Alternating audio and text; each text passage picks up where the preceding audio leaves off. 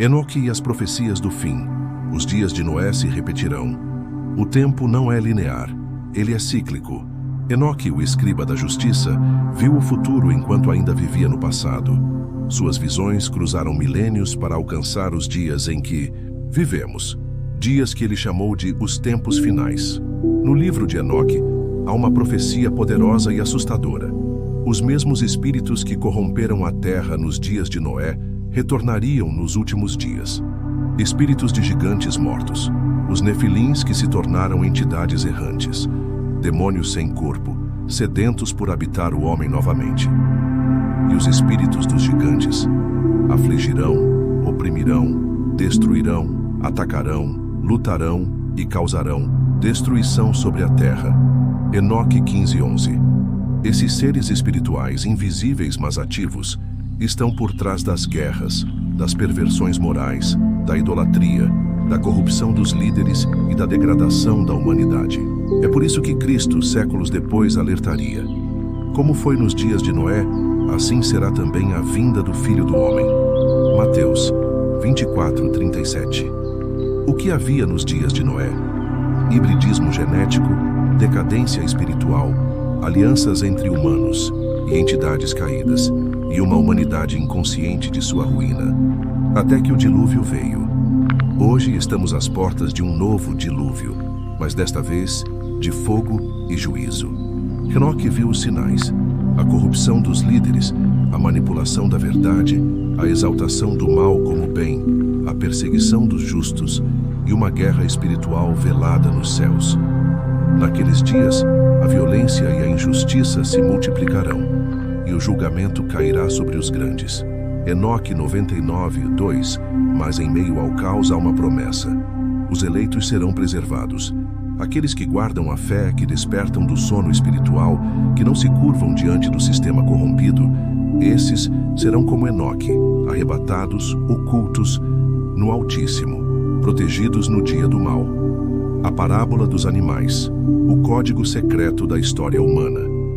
No livro de Enoque, capítulo 85 em diante, surge uma das visões mais simbólicas já registradas: a história da humanidade contada através de animais. Parece estranho à primeira vista, mas esse é um padrão antigo na linguagem profética. Assim como Daniel viu impérios como bestas e João descreveu o fim dos tempos com figuras apocalípticas, Enoque recebeu uma visão celestial, onde cada animal representa um povo, uma era, um movimento espiritual. A visão começa: e eu vi um touro branco sair da terra, e aquele touro se tornou um grande animal. Enoque 85:3. Este touro branco é Adão, o primeiro homem. Depois dele, outro touro branco surge, Abel, assassinado pelo touro negro, Caim. A partir daí, o código se aprofunda. Animais brancos representam os justos e puros. Animais pretos ou vermelhos representam a corrupção, o pecado, os povos distantes da vontade de Deus. Cordeiros simbolizam os filhos da promessa. Leões, cães, porcos, raposas, águias representam reinos, nações e influências espirituais específicas, um mapa profético oculto. A parábola dos animais retrata a queda dos patriarcas, o surgimento de Israel, cordeiros, a opressão dos egípcios, cães selvagens, a libertação por Moisés, touro, branco com asas, o exílio babilônico, a destruição do templo, o nascimento do Messias como um cordeiro glorioso. E eu vi um grande cordeiro nascer, com chifres, e ele derrubou as feras. Enoque 99. Esse cordeiro é Yeshua, Jesus, que lidera os justos contra as bestas corrompidas, os impérios do mundo. A luta entre luz e trevas se intensifica até que o Senhor dos Espíritos envia carruagens de fogo, os anjos, para julgar os opressores. O juízo e a nova terra. O final da visão é glorioso e aterrador ao mesmo tempo. E então, vi aquele homem que escreveu o livro, e ele mostrou aos justos todas as coisas que haviam sido feitas por seus inimigos. Enoque 90:20.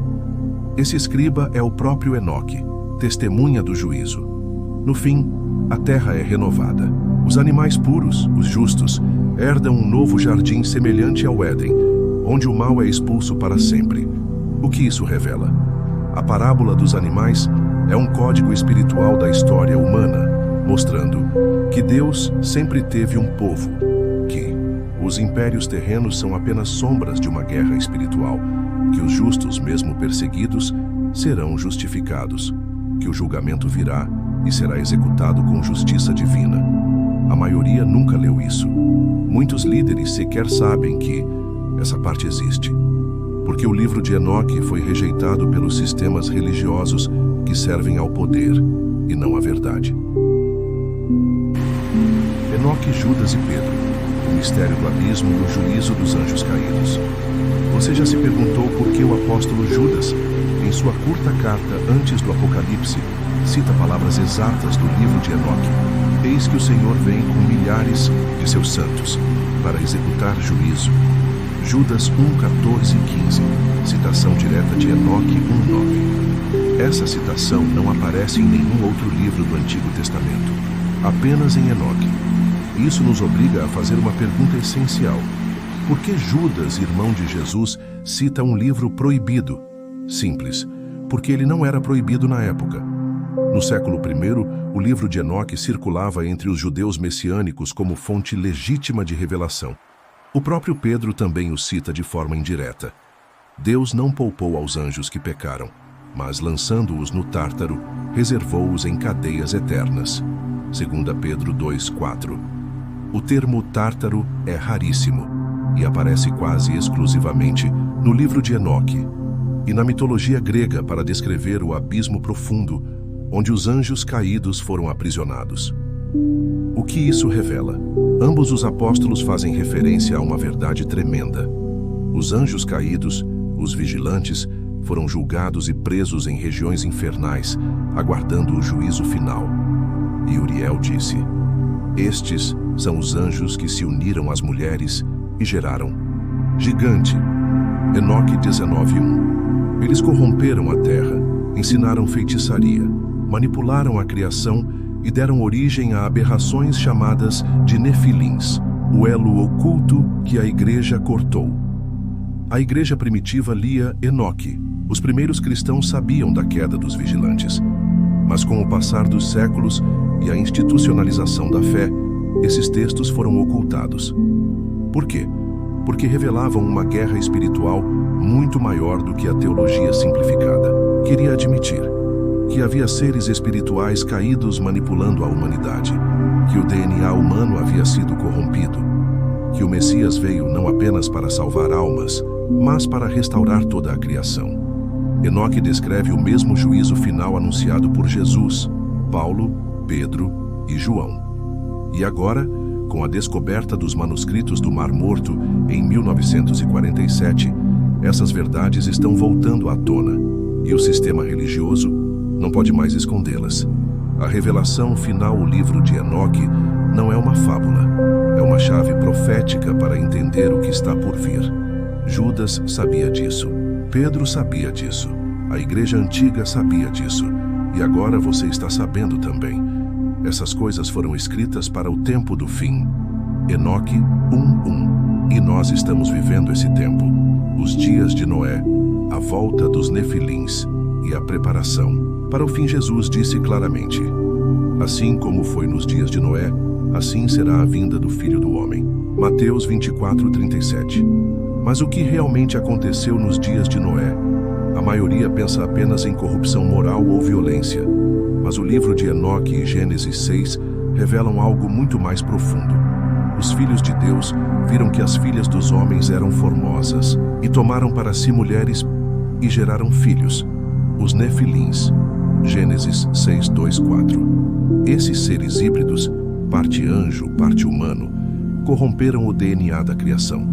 Eles ensinaram feitiçaria, astrologia, guerra, engenharia genética e domínio sobre os homens. Enoque confirma. E quando os vigilantes desceram, ensinaram aos homens encantamentos, cortes de raízes e como fabricar espadas, escudos, espelhos mágicos e cosméticos. Enoque 8 a 1:3. A corrupção do DNA humano. O plano dos anjos caídos não era apenas luxúria. era agenda espiritual e genética. Corromper o homem, para impedir o nascimento do Messias. Manipular o sangue humano, para assumir o controle da terra. E o mais alarmante, eles não sumiram. O dilúvio destruiu seus corpos híbridos, mas os espíritos dos Nefilins, segundo Enoque, permaneceram como espíritos malignos sobre a terra. E os espíritos dos gigantes se tornarão espíritos malignos sobre a terra para afligir, destruir, enganar e oprimir. Enoque 15:8-10. Estariam voltando? Hoje cientistas falam de manipulação genética, inteligência artificial com consciência, tecnologia de DNA com origem desconhecida e até mesmo seres que não são humanos, mas estão entre nós. O que você acha que está por trás dessa evolução? Estamos revivendo os dias de Noé, a mistura genética, a engenharia da alma, a tentativa de imortalidade sem Deus. O alvo sempre foi você. A verdade é que a guerra espiritual nunca foi apenas ideológica. Ela é biológica, genética e espiritual. O inimigo sempre tentou corromper a imagem de Deus no homem, impedir o nascimento de Cristo e agora impedir o arrebatamento da noiva. Jesus não virá buscar uma raça híbrida, manipulada, dominada pelo medo ou pela mentira. Ele virá buscar filhos legítimos com identidade restaurada. E o que isso significa para você? Se você está ouvindo essa série até aqui, não é por acaso. Você foi chamado para despertar, chamado para resistir, chamado para preparar o caminho. O livro de Enoque foi escrito para esta geração. Essas palavras são para os que viverão nos últimos dias. Enoque 1:1. E você está vivendo esses dias. Conclusão da série. A profecia foi ativada. Tudo o que foi oculto está sendo revelado. Tudo o que foi profetizado está acontecendo. Tudo o que os vigilantes tentaram destruir, Deus está restaurando. Agora é com você. E se você quer continuar nessa jornada de transformação, eu te faço um convite especial. Inscreva-se agora no canal, ative as notificações e deixe o seu like.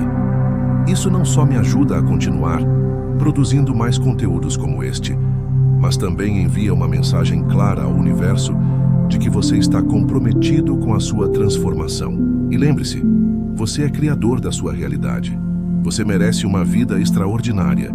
E ela começa agora.